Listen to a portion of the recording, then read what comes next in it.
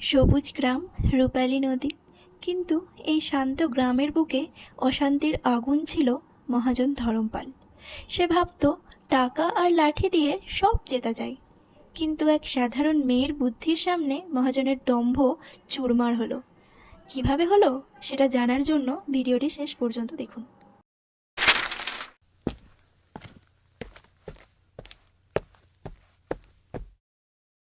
কর্তা, খরায় মাটি ফেটে গিয়েছে, ফসল ওঠেনি। সামনের মাসে সব দিয়ে দেব।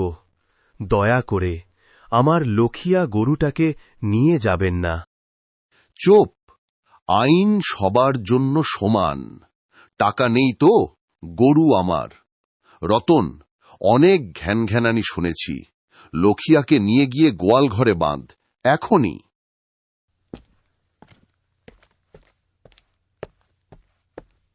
চল রে বুড়ো, মহাজনের হুকুম অমান্য করলে চাবুক পড়বে।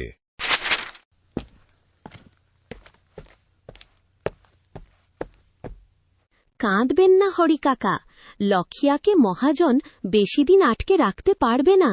আমি আসছি। লোভী বাঘকে মারতে লাঠি লাগে না, শুধু একটা চকচকে টোপ লাগে। এবার দেখ ধরমপাল, মীরার বুদ্ধির কেরামতি।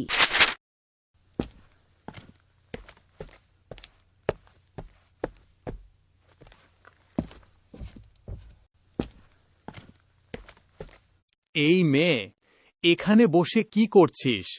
মহাজন দেখলে অনেক বড় শাস্তি দেবে। আস্তে রতন ভাই, পাথরটা জাগ্রত হয়েছে। এটা একবার জেগে উঠলে এর মালিক রাজার মতো বাজবে। কথা বলে ব্যাঘাত ঘটালে এই পরশ পাথর রেগে যাবে। পরশ পাথর টাকা ডবল হয় বলিস কি? দাঁড়া, কর্তাকে ডেকে আনছি।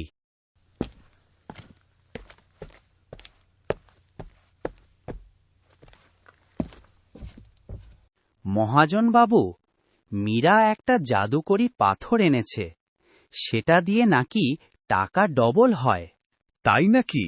নিয়ে আই ওকে।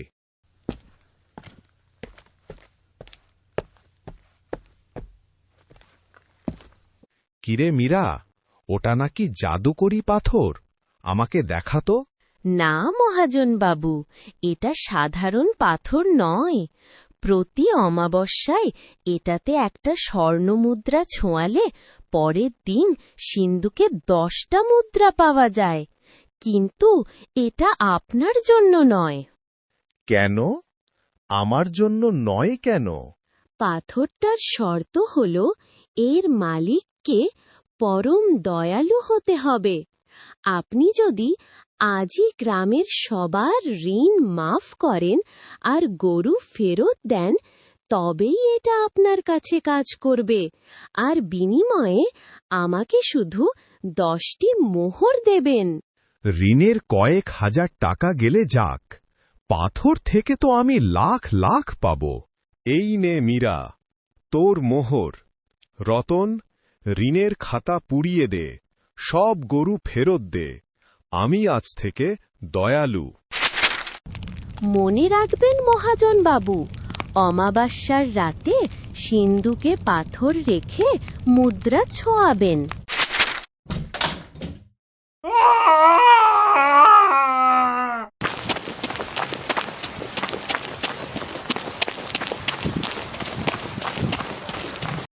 মীরা, আমি তোকে জ্যান্ত পুঁতে ফেলব। পাথর কাজ করেনি কেন? আমার টাকা ডবল হয়নি? মহাজন বাবু, আমি তো আসল শর্তটাই বলতে ভুলে গিয়েছিলাম। পাথরটা তখনই কাজ করে যখন সিন্ধুকের সব টাকা সৎ পথে উপার্জিত হয়। বলুন তো মহাজন বাবু, আপনার সিন্ধুকের টাকা কি সব সততার, নাকি মানুষের চোখের জল লেগে আছে তাতে?